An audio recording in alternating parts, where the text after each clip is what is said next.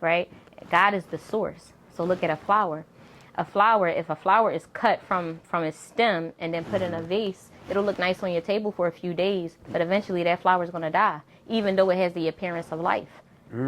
If we disconnect from the source, which is God, we have an appearance of life because we're living out life in our physical bodies, but spiritually we dead. Spiritually we can't even see God. Wow. Right? That's deep. And that's what it is. You put something the other day, and I thought that was so profound about a pot or something and your flowers. I thought it was so, Yeah. I don't know, it was just such a great, I don't know, illustration. It was just very deep. Like, can you go into it? Because I know my viewers didn't see it. Yeah, so listen, so I have this plant that I had for like 5 years, maybe 6 years. And I've had it it started in a smaller pot, and then I moved it to a larger pot. And then over time, the plant started dying. So like it had been like over like a year and a half or so, probably almost 2 years, where I hadn't repotted the plant. And That's a word. literally like so crazy. And then the leaves, and I had plans on doing it, but I didn't do it, and the leaves started dying. And I'm like, oh my gosh, the leaves are dying. So I'm cutting the leaves off. And one day I'm just like cutting the leaves off, and I'm like, don't die on me. I'm telling the plant, don't die on me, right? You've been with me too long, don't die on me. And I hear the Lord saying it needs to be repotted. But what the Lord was also speaking to me in that moment was that sometimes the environment that you're in, you don't have any more room to grow. Once the roots start spreading out into the pot, it takes over the complete pot, right? And if you don't move that plant into a larger pot, that plant won't grow. That plant will stay the same size, and that worst case scenario, it'll die out. And it's the same thing with our lives. Yeah. Sometimes God takes you to different places, and you trying to fit in, right? You're trying to fit in, you forcing yourself to fit in, and God is like, no, I'm taking you to a new place. I'm enlarging your territory. One of the prayers that Jabez had was, Lord, enlarge my territory. And enlargement is not just the physical enlargement, but it's an enlargement in the way you think, and it's the way you see yourself, right? Because before you can physically step into something, you have to see yourself doing it, right? And God, in his infinite wisdom, he knows that he has to place us in different environments in order for us to grow. Because if he keeps us in that same place, in that same pot, we'll die out, just like a plant. Wow. That's good. When I saw it, I was like, this is a word. Yeah. Anybody ever say, like, they seen you being a minister or anything like that? Yeah, like a preacher, I heard that. But I'm like, in God's timing. In God's timing, in his timing. Like, one thing, I know a lot of times, like, people that are in ministry can have, like, a lust for ministry, a lust to be on stage, a lust to be, and I want to stay where I am until God puts me there. I don't want to put myself there, because one thing I realized is that I can do nothing outside of God. I can't move. I can't say anything. I can't do anything outside of God. And if I do, I don't want to do it without God, right? So I don't want to be on a stage unless God is there with me. I don't care about the applause of the people. I don't care about any of that. You know what I mean? And because of that, I'll be obedient wherever he has me at. Even if I'm uncomfortable, and I ain't gonna lie, sometimes I be uncomfortable, y'all. Real uncomfortable. I be like, Papa, please, get me out of here. But nevertheless, I'll be in that place as long as he wants me in that place, because, like it's like, where will I go? Like, you know what I mean? Where will I, like, I'm so connected and committed to the purpose that God has for my life that nothing else matters. I don't care. Wow. Like, I don't care. You know what I mean? I want to do whatever he's calling me to do, you know? Lord, I need some of that. I've been like, Lord, what's the next thing? So definitely, wow, that's amazing. Let's talk about relationships. Okay. So me and you, shout out to WBNN a couple of years ago. You know, we did a podcast, a radio show that you was on. We was talking about relationships. We talked about domestic violence. We talked about a lot of stuff. And the episode, to me, it was just so powerful. Okay. It was so good. And it was just like, I don't know, it was just like you was going in the Holy Spirit, I felt like he was moving. You get what I'm saying? And it was really, really good. I want to know whatever, like talk to me about, like, how did you get in a situation like that? Like, as far as a domestic violence situation, like, how did you find yourself in a situation like that? So That's an interesting question. So I never thought that I would ever experience domestic violence. Like, and the crazy part about it, it was generational because my grandmother, she experienced domestic violence. My mother experienced it. And even growing up as a child, when my mom, like, later on remarried, there was, like, tumultuous fights in my house, like, household. So I would grow up seeing all kind of, like, crazy and dysfunctional and toxic things. So I never thought that I would ever experience it. But I was in a relationship, and I saw the tall tale signs of it, just with like the verbal abuse and stuff like that. But I think at that place, I was still so like unsure of myself, and Where was you in, like, what, did you have a relationship with God then or no? I feel like I didn't have a relationship with God. I feel like I would just pray here and there. Okay. Like, but I didn't have a relationship with God where I knew that He was speaking to me, where I could hear His voice, where I could even have a relationship with Him, right? Okay. But I found myself in this relationship or whatever. And the crazy part about it is I had known this guy since I was 17, but we didn't start dating until I was 22. Okay. Excuse me. Anyways, so we started dating or whatever, and next thing you know, I was 4 months pregnant with my daughter. Was the guy nice? Was he charming? He was nice. He was a nice guy. He was a nice guy. He had never really showed, like, he showed signs of, like, verbal, this little saying little smart stuff like that. But he was consistent. But he was also very controlling. So I started seeing it in, like, the controlling way. Like, oh, no, like, you can't go there. Like, I want you to go with me. Like, he would plan out our weekends to make sure that, like, I couldn't do anything outside. But some women like that. Like, in the beginning, they'd be like, oh, if my... There's a difference between surprising your significant other and planning out the weekends to when you planning out the weekends just so they can't do anything with anybody else. And they can't be with their family. Like, that's a different type of animal, right? But what do you think the difference is? Because somebody hearing that, like, oh, you planned my weekend out doesn't sound bad. The difference is when they're consistently doing it, and the difference is when, like, you say, oh, I want to visit my dad. Because that's one of the things they say, I want to go visit my dad. Oh, why you gotta always visit your dad? Okay. Like, but why? You know what I mean? Like, why can't I visit my father? Right. Why are you feeling insecure because I'm visiting my dad? You know what I mean? So it was a lot of that, and then it was a lot of, like, planning out my weekends. It was a lot of going through my phone. Oh no, I'm getting choked up. It's my throat. You got the water? Help me get my water. Yeah. But it was a lot of that. And so I started noticing it. In the beginning, it looked like cute. It looked cute. Yeah. Excuse me, but as time went on, I was like, this not right, right? Need some tissue? Yeah, because I don't know why I'm getting this little ache in my throat. Thank you. But anyway, so as time went on, it just started getting, like, weird. So anyway, like, with my daughter, but he was cheating. So that was the thing. He was cheating. So all of the crazy things that was happening was because of what he was doing, right? So anyway, found out that he was cheating, and I was like, I'm gonna leave you. I'm gonna leave you alone. It's over. And I was worried, pregnant with my daughter, and that's when he, like, went ballistic. Like, he just started, like, freaking out. Like, you gonna leave me? And started acting like a maniac. So yeah, that happened, and then he had never done anything like that. So it was like, it caught me off guard, and I was pregnant with my daughter. So not only did it catch me off guard, but I couldn't fight back, and I'm a fighter. Like, I'm a fighter, but I couldn't even fight back. All I could do was scream. Wow. But thank God, like, I made it out of that. Yeah. Did it go on for a long period of time? No, because after that happened, I separated from him completely. Okay. I separated from him completely. So mind you, I was 4 months pregnant with my daughter. And then I separated from him, but around the time I was having my daughter, so we were separated. When I had my daughter, he was, like, trying to work it out, trying to change or whatever. Yeah. And I'll say this. He's not a bad person. Like, he's not a bad person, but I think he grew up seeing it. So he had those issues already in his childhood. Yeah. So growing up seeing that type of stuff, you ultimately sometimes can become what you see, even if you despised it growing up, because that was a part of your upbringing. And he saw it growing up.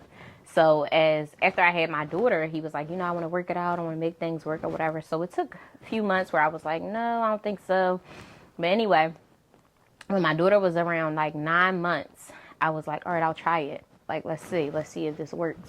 So he like, I'm gonna get counseling, this, that, and the third. I outside of my judgment and my discernment, I moved with him, right? And I remember moving with him, but it was just like, it was like this heavy cloud that was over me, like when I was living with him. And like at the time I was like finishing up school, and I remember like not wanting to go home, like just avoiding the house and just trying to like stay at school longer and stuff like that, because every time I went there was like this dark cloud. Like, so I remember this was like around October, like that I had moved with him, and I'm just feeling this dark cloud, this heaviness. So around like December, I'll never forget this, and this is how I like God is real. That God is real, and even when you're not in your place where you're supposed to be with God, He's faithful. Like, He is faithful. I was completely out of the will of God. I was fornicating, had a baby out of wedlock, all kind of stuff. Now I'm living with, just everything. But I had this dark cloud, and I remember one day, this was like maybe December the 13th, 14th, and I prayed, and I said, Lord, I said, if this is not the person that you have for me, give me a sign that I can't ignore. That was my prayer. That's good. That was December the 14th. Never like really, give me a sign that I can't ignore. Like, I know you hear me. Give me a sign that I can't ignore. And one thing I'll say too is, although I didn't have a relationship with God, I knew God to be real, because throughout my whole life, whenever I would pray and ask God to do something for me or protect me or something was happening, I would just ask the Lord to cover me. He would always cover me. And I would always say to people, like, when I surrender to the Lord, I'm going to fully surrender. I'm not going to play with him, because I know he's not to be played with. That's one thing I knew. Like, so I knew if I was going to be out here doing this and that, I'm going to just stay over here. Like, I'm not going to be tipping-toeing in here in the church. Right. No, I can't do both, because one thing for sure, two things for certain, I know he's real, and I know he don't play those games. So I never wanted to be that type of person. So I was like, when I surrender, I'm going to fully surrender. This I always tell people, like, or whatever. But anyway, I say this prayer, and the very next day, he flips like a maniac. After the prayer? After the prayer, the next day. Wow. The next freak. I cannot make this up.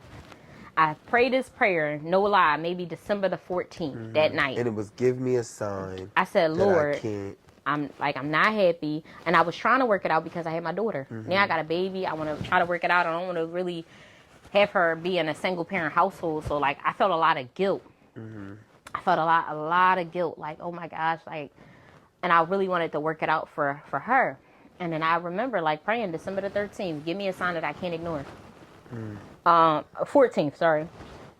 December the 15th, I had a final. I remember these dates because it was things that were happening on these dates. December the 15th of 2012, I had a final. I had a math final or whatever, a statistics final. And I prayed this prayer, and I'm getting ready for my final or whatever. I'm in the house, I'm studying and stuff like that. My daughter's only like 9 months, and she was sick. She had like a cold. And I remember she was sick, she had a cold, and I remember telling him, like, she's sick, she's not feeling good or whatever. I was like, she needs some medicine. So I'm like, he goes to the store, he gets the medicine or whatever. I call the pediatrician, and I'm like, all right, and they like, just give her some medicine or whatever. So he gets the medicine, but before he showed me the medicine, he had already given it to her. Now, the medicine that he got was prescribed for a 2 to 4 year old. Okay. I want to say like 2 to 6 or something like that. So, but she's 9 months. Okay. So, but I guess he didn't read it or didn't notice it. So when I noticed it, I'm like, oh my goodness, you gave her medicine prescribed for like a 2 to 4 year old. I'm like, I got to call the pediatrician to make sure she's good, or do we got to bring her in? Well, when I said that, he flipped. He flipped. Like, you would think like, like yelling, you think you effing B. You think I'm trying to hurt my daughter? You effing B. And I'm like, yo, what's wrong with you? Like, so an argument pursued, and then he tried to spit on me. He tried to spit on me. Now, mind you, he had hit me when I was 4 months pregnant, and I didn't even do nothing. Like, all I did was scream because I ain't had no energy. Oh, now, this ain't that. So I was like, oh, did you just? So I put my baby down, and I wasn't saved like I am now. But I was like, oh, you want to fight? And then I already had rage in me. Yeah. I had rage from when he hit me when I was 4 months pregnant. So I had so much rage. And I was like, oh, you want to fight? You want to fight? And I remember just socking him. I hit him as hard as I could in his face. And I must have hit him so hard, or maybe it was a good Lord talking to him, because he was like, wow, stop. Like, let's talk about this. I'm like, after you just tried to spit on me, like, now you want to talk? So, but then, right? So I hit him in his face. And then he stopped and was like, let's talk about this. But then it clicked. I had just prayed this prayer the night before, asking the Lord to give me a sign that I couldn't ignore. That was the sign that I couldn't ignore. That was the sign that I couldn't ignore. Like, I could have placated it if he wouldn't have brought out the crazy side again, right? But that sign that he showed me was the sign that I couldn't ignore. wow. And when he showed me that sign, I remember vividly him stopping. And then I remember, like, oh my God, this is a prayer. In my head, I'm recollecting it. Like, this is a prayer. I'm like, okay, I got to get out of here and get my daughter out of here safely. So I said, you know what, you're right. He walks out the room. And the room the room, you could only, like, if you was inside the room, you can lock the room from the inside, but you would have to use something. Like, the door was messed up, so you had to use, like, a ply or something to unlock the door from the outside. So when he walked out the room, like, into the hallway, I slammed the door and locked me and the baby in the room. And then I remember, like, all right, oh, God. Crazy thing about it, I had already started packing my stuff. I had 2 trash bags of clothes already in my trunk. He didn't know I was already slowly packing my stuff and my daughter's stuff. And this must have been, like, the discernment from the Holy Spirit that I didn't even know was happening. But I had already had, like, 2 trash bags worth of clothes in my trunk. So when that happened, I slammed the door shut. I grabbed my baby. And then he left out. He was trying to get in the room, but then he just left out and was like, he gonna cool out. And then I remember, like, I'm getting out of here. And I got all our stuff, and I left. And that was it. That was the end of us. Well, I mean, what happened? Did he call you, like, after? He called me after, tried to apologize and stuff like that. I don't know what got into me. I don't know what I was thinking, and this, that, and the third. But at that point, now, mind you, I told you I grew up in a tumultuous household. I grew up with glass being, like, fights would get bad enough where the glass would be splattered across the whole living room. Like fights, like all kind of crazy toxic stuff. So I grew up and I had a temper because I saw that growing up. So it was like, I'd be the calm and the nicest person, but then it's something to flip, I flip out, like this, not like, you know. And I realized, I'm like, my daughter 9 months, if I stay in this, the same thing that I experienced growing up, she gonna experience, because he's not gonna change. And if he is going to change, it ain't going to be with me. How was you able to, like, discern that? And you said at that time you wasn't saved. And what gave you the strength to? Was you tired? All I can say is that it was the Lord. Yeah. It was the Lord. Like, I didn't even know the Lord was working, but he was working. Even in me making that prayer, like, give me a sign that I couldn't ignore. I could have not got no sign. Yeah. He gave me that. It was the craziest sign that you couldn't, like, I could not ignore that. Right. Could not ignore that sign. Even if I wanted to, it may be a little argument over something petty, I would have ignored it. I asked for it. My prayer was, give me a sign that I can't ignore. I said, if this is not the person that you have for me, Lord, give me a sign that I can't ignore. Wow. And the very next day he flipped out. And that same day I had a final. So I'm like rushing out, trying to get her together, get everything. But I knew at that moment that was it. Wow. I was like, I'm not going to grow up in a toxic environment. And a person that's supposed to protect you, like, a man is supposed to be a protector. You're not supposed to have to worry about being protected from him. Wow. And I didn't, and I knew too, like, back then I had a temper and I had a lot of rage because he already hit me when I was pregnant. So I felt like I didn't get you back, right? Get back. I didn't get you back, right? So I had a lot of rage and vengeance that the Lord had to heal me from. But I knew that if I would have stayed in that toxic environment, anything could have happened. He could have killed me. I could have killed him and ended up in jail. Like, the whole trajectory of my life and my daughter's life could have changed if I had remained in that type of toxic environment. And it's a lot of women that didn't make it out, that stayed in a toxic environment, and next thing you know, either the man wound up killing them or they wound up killing the man, and then they in the prisons. Yeah. You know, or they permanently disfigured, or the whole thing. Stuff like that happens, right? But it's these red flags. It's these red flags that a lot of times we ignore. Yeah. And it was at the point where the Lord was like, look, this is the sign that you can't ignore. Either you're going to face this head on. Okay, you're going to have to raise your daughter, be a single mom, have to have him co-parent because he's a good dad. But y'all two can't be together. He needs some other help and some other healing. And I could never say that he wasn't a good father to her. Yeah. But you and me together, it's like fire. Yeah. Like it's it's just waiting for it's like a ticking time bomb, just waiting for one of us to blow. Yeah. And I was like, absolutely not. I seen that growing up. Absolutely not. Absolutely not. She will not be in this type of environment. Do you think if you didn't have your daughter, do you think you would have stayed, or no, you would have left sooner the first time you got hit? I would have left sooner. Crazy part about it is I had already, like, the relationship, I was kind of like on my way out of it before I found out I got pregnant. Yeah. So what happened was I was like pretty much done with him. It was just verbal at that point though. It was like a lot, like a verbal stuff, but he was just lying about stupid stuff. But it was already over at that point. But when I found out I was pregnant with my daughter, that made me try to work it out. Like, I wanted to work it out because I didn't want her to grow up like that. So that was my main concern. But if not, then I would have chucked up the deuces. Look, soon, y'all, soon. Like, absolutely freaking not. I would have been like, get out. Bye.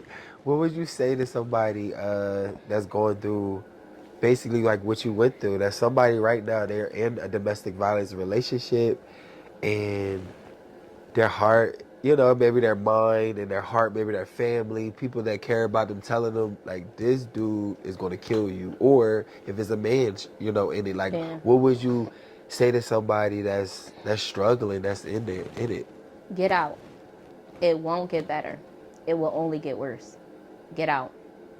Put yourself first in that situation and get out. It will not get better.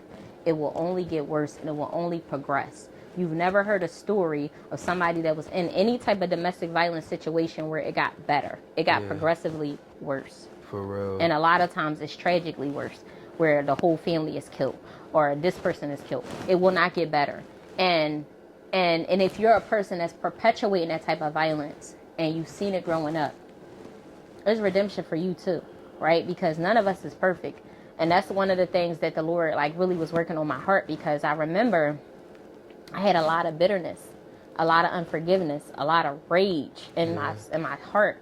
And I would be like so nervous because I didn't want to experience that again. So even when I was in relationships, if somebody even raised their voice at me, I would flip out. Like, because I was so afraid of being in that situation again. And the Lord had to like take me through a healing process. Like, first off, you got to forgive him, because the same way you experienced toxicity growing up, he experienced his own level of toxicity. So you got to forgive him, and you can't hold on to that rage and that bitterness. Wow. You have to forgive him and pray for him. And not only that, he was like, let it go. Like, let it go. That happened. Yeah. But let it go. Let it go. You can't hate him. And that was hard.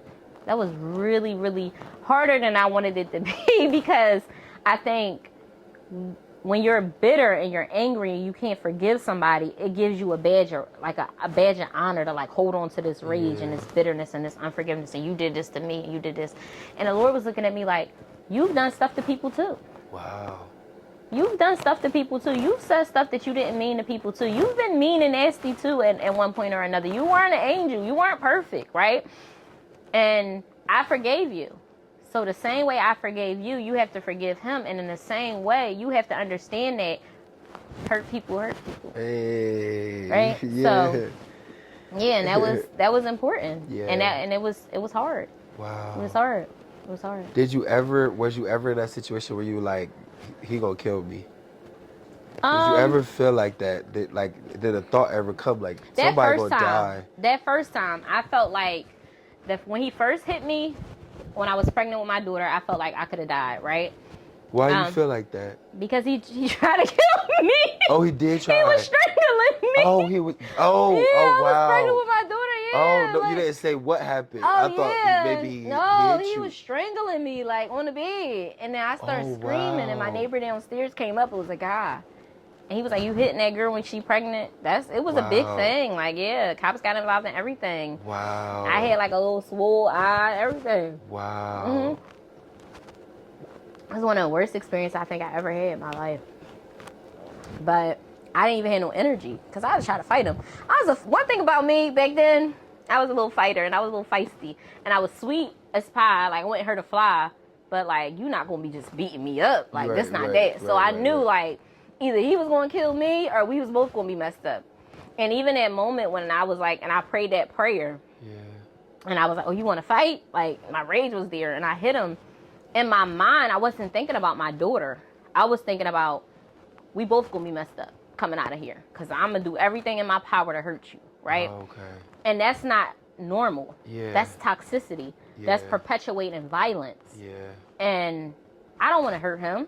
And I'm sure he didn't want to really hurt me. It's just two people that can't control their emotions and their anger. And just not, like, no. Wow. I don't want her to go. I don't want her to see that. I saw it growing up. And it ain't helped me. It made me, like, about to flip somebody, you know? Yeah. So I was like, absolutely not. Did you ever get an apology from him? No. To this day? I'll say this. I feel like he was sorry. I do feel like he was sorry. I don't feel like he was like this arrogant. Like, I felt like he was sorry, but I felt like he didn't really know how to come back from that. Like, because in his heart, he still wanted a relationship. He still was, like, remorseful. He still wanted a relationship. He still wanted him and I to work, right? But at the same time, I knew that it would have never worked. It would have never worked. Right. You know what I mean? And to the point where he came back. Now, I'll say this. He came back. Now, mind you, that was 9 months. I moved out or whatever. A year passed. A whole year passed. And he comes back and he starts out like, oh, let's take the baby to Hawaii. And then this is a year past, right? He like, let's take the baby to Hawaii. I'm in counseling now. I'm doing this, that, and the third. And I'm like, bet Hawaii be nice, right? That's that flesh. Hawaii, what? I'm in counseling. So we started doing these like Friday dates. We would go to dinner like on Fridays. He was like, well, won't it be weird? He said, well, won't it be weird if we gonna go away to Hawaii if we haven't like seen each other, been together in like over a year? So we would co-parent. He would get the baby to. He was like, won't we just start doing Friday like dinner type of dates? And I was like, okay, that's fine. So that's what we started doing, like dinner dates. So by the third Friday, he proposed to me. Like, he gave me like this 3-carat diamond ring. And in the restaurant, I was like, no. We was at Barclay Prom. I remember this. I was like, no, absolutely not. And I said, get up. Wait, in front of everybody? Yes. Wait, was the family there? No, it was just me and him. I was like, get up. No. I was like, mm-mm. So then he got up.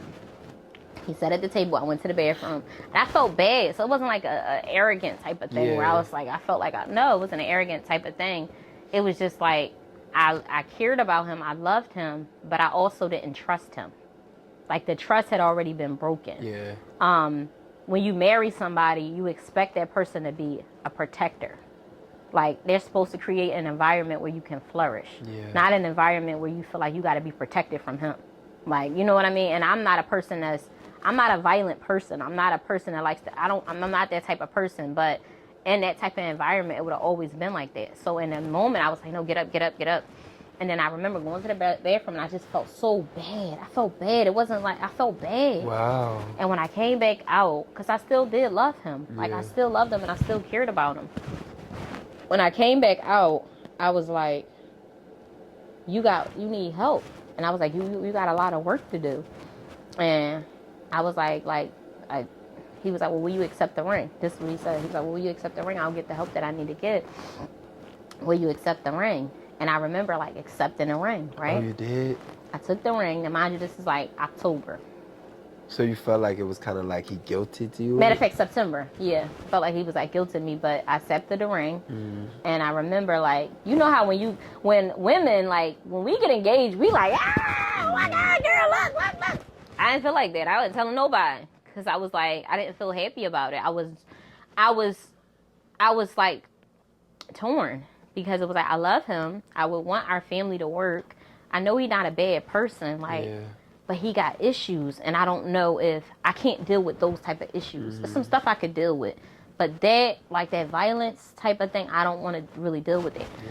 So I'm like, I got this ring, and I'm torn, and I remember Adele had this song, and she say in this song, she say it's a lot of like bitterness and a lot of that, and I just kept like, it was so much like bitterness. It was so many things that had taken place in our relationship that I felt like it was like no going back, right? Mm-hmm. And I remember like we was only engaged maybe 3 weeks, and this one day I just was like, I can't do it. Like it never took the next step. Like, and he was like trying to rush and do it. He was trying to buy a house. Oh, he was trying to get married. Yeah, right away. He was trying to rush and do it. He was trying to get a house and everything. Wow. And I remember just like I can't do it. Like I can't do it. And I felt, see, guilt will keep you in something that you're not supposed to be in longer than you should. And guilt will have you making bad decisions, right?